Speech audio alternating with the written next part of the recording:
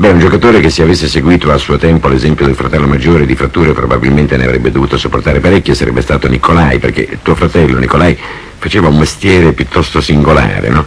Lavorava al Circo Orfei come uomo cannone, aveva letto di questo uomo cannone, se l'ha fatto assumere al Circo Orfei e andava bene.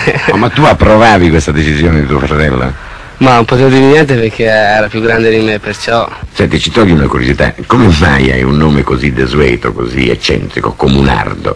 Ci sembra un nome piuttosto raro. Mussolini aveva abolito questi nomi di Comunardo. E mio padre, siccome sono nato nel 46, quando Mussolini era già morto, e mio padre, per dispetto, non so mica perché, mi ha messo il nome Comunardo. Oh, ma gli amici come ti chiamano? Proprio Comunardo, no? No, gli amici mi chiamano Gedeone. E perché? Lo sai, è un cognome che da piccolo mi hanno messo e mi è sempre rimasto. Gedeone. Gedeone. E non sai come mai sia saltato fuori questo soprannome? No, non lo so. Ma anche qui a Cagliari i compagni ti chiamano Gedeone? Sì, abbastanza, Gedeone o Silvano. Silvano? Perché sono tutti questi nomi? Silvano sarebbe il nome che mi ha messo mia madre perché non le piaceva Comunardo. Ah, ho capito. Allora mi è sempre rimasto anche quello come nome, perciò...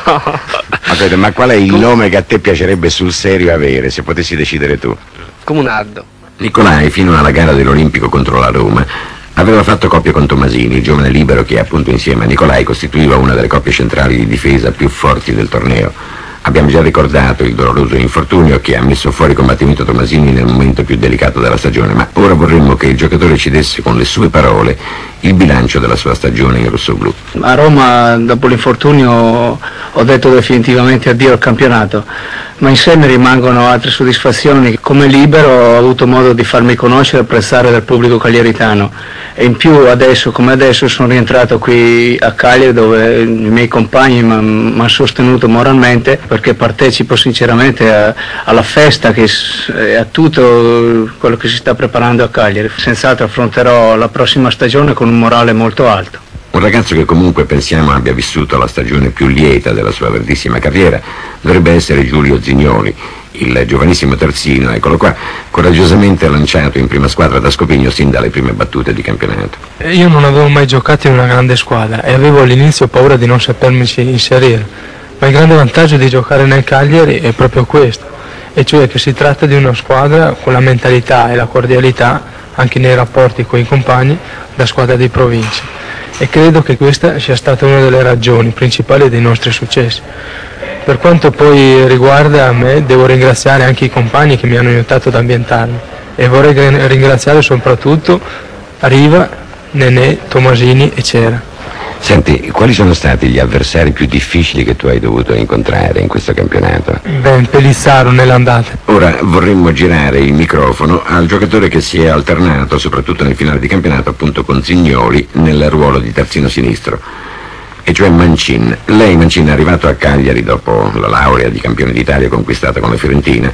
Considera forse con qualche malinconia questo anno agonistico, anche se pure per lei si è trattato di un anno non privo di qualche soddisfazione. Beh, il mio direi che non è tanto buono, perché c'è stata una serie di infortuni all'inizio e l'ho cominciato male. Poi c'è stato un periodo che andavo bene, sono entrato in squadra con la Roma, poi la seconda partita con la Juventus mi sono fatto squalificare 3 domeniche, quindi... Qual è stato in modo l'impegno più difficile che ha affrontato quest'anno? A Torino con la Juventus. Comunque c'è chi ha accettato forse con maggiore filosofia di Mancin la legge un po' dura della panchina, e cioè Adriano Reginato, il portiere che è stato per l'intero torneo il vice di Albertosi. Ma a 32 anni Reginato la filosofia è d'obbligo, no? E difatti dall'età, è l'età che mi dà quella tranquillità, cioè a un certo punto uno quando arriva ad avere un'età di 32 anni come ho io ora, non è che pensi, non so, che in panchina ha sacrificato qualcosa, sa che quello è il suo lavoro, c'ha davanti un portiere molto esperto e molto migliore di lui, è tranquillo.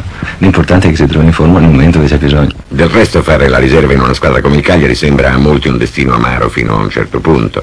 Crediamo che questo sia anche il parere del vice di Riva, Nastasio. Ma io effettivamente qui a Cagliari ho trovato un grandissimo ambiente, un ambiente amichevole, un ambiente sereno, e fare la riserva qua a Cagliari è come fare il titolare in qualsiasi altra parte d'Italia. C'è comunque chi ad appena 25 anni l'Italia l'ha già girata abbastanza, e cioè Poli, che ha già il suo terzo trasferimento, essendo arrivato al Cagliari dopo l'esordio con il Vicenza e il passaggio all'Inter. Ero andato all'Inter pieno di agonismo, poi mi sono un po' abituato a fare anche la riserva. Di conseguenza, se a Cagliari non posso fare il titolare, mi adatterò a fare la riserva. E come festeggerai lo scudetto, Poli? Aggregandoti al resto della squadra o isolandoti? Sono uno di quelli che vale senz'altro, perché non mi piace il cancan e festeggiamenti, quelle cose lì.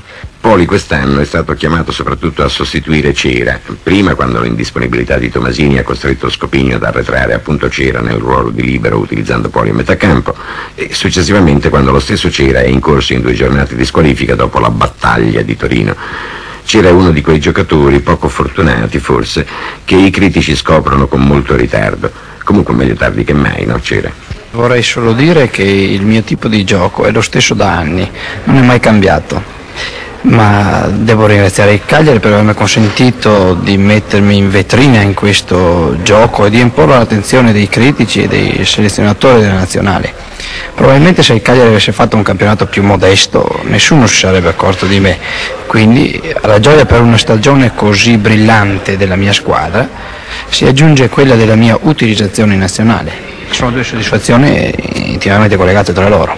Pochi ricordano oggi che della soddisfazione di concludere così positivamente la stagione stava per essere privato all'inizio del campionato proprio uno dei giocatori ai quali il pubblico di Cagliari è maggiormente affezionato, e cioè Ricciotti Greatti, che è il calciatore rossoblù che vanta il maggior numero di presenze in prima squadra, ma che sembrava in apertura di torneo che dovesse essere ceduto niente meno che alla Juventus proprio. Ecco, Greatti si avvia, crediamo, verso la Trentina. Ecco, cosa può significare lo scudetto? Tutta una vita calcistica. Senta, l'occasione più difficile di tutta la stagione, per lei personalmente, qual è stata?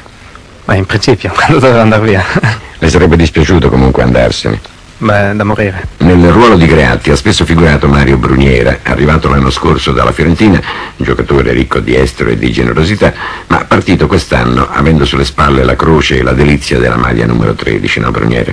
È andata abbastanza bene perché all'inizio sono partito come 13°, però ho avuto la fortuna, sulla sfortuna insomma di Tomasini, si è fatto male, sono rientrato al suo posto. E lì è stata la fortuna mia che ho fatto queste 15 partite. Il morale era sempre alto per fortuna, quindi mi trovo benissimo anche con i compagni, per me è una famiglia, ecco. Uno che a Cagliari non si è trovato invece subito perfettamente a proprio agio è Angelo Domenghini, il brontolone più simpatico del calcio italiano. Ma forse la circostanza è dipesa, Domingo, anche dal fatto che sei arrivato a Cagliari reduce da un finale di stagione all'Inter, angustiato da qualche diatriba, da qualche polemica. Ecco, con quale spirito sei arrivato in Sardegna? Venuto tranquillo, insomma, per cercare di far bella figura, al contrario di quello che era successo all'Inter ultimamente in mezzo alle polemiche, e venendo qui ho cercato di dare tutto il possibile per dimostrare quello che vale. No, e qui polemiche non ne sono venute fuori, perché a un certo momento dei cronisti maligni così hanno parlato di una tua presunta rivalità con Gigi Riva. Beh, questo è una cosa che mi ha fatto molto dispiacere qua, perché dato che non ha assolutamente niente di vero, l'ho già chiarito in diverse occasioni per questo. Quindi non c'è nessuna rivalità tra te e Riva? Assolutamente. Qual è stato per te il periodo più delicato dal punto di vista dell'ambientamento? Beh, direi all'inizio del campionato. Eravamo sempre noi 7 scapoli tutti i giorni assieme, le stesse storie, le stesse giornate, il giorno dopo si sapeva che bisognava fare ancora quello del giorno prima, per cui dato che l'abitudine che avevo sia a Milano sia a Bergamo dove abitavo, qui ho trovato difficoltà a trovarmi l'amicizia che avevo non nei giocatori di calcio, amicizia al di fuori dall'ambiente. Con l'ambiente della città, ma comunque adesso questo matrimonio tra te e l'ambiente di Cagliari è avvenuto, è stato celebrato felicemente, sì? Sì, è stato celebrato.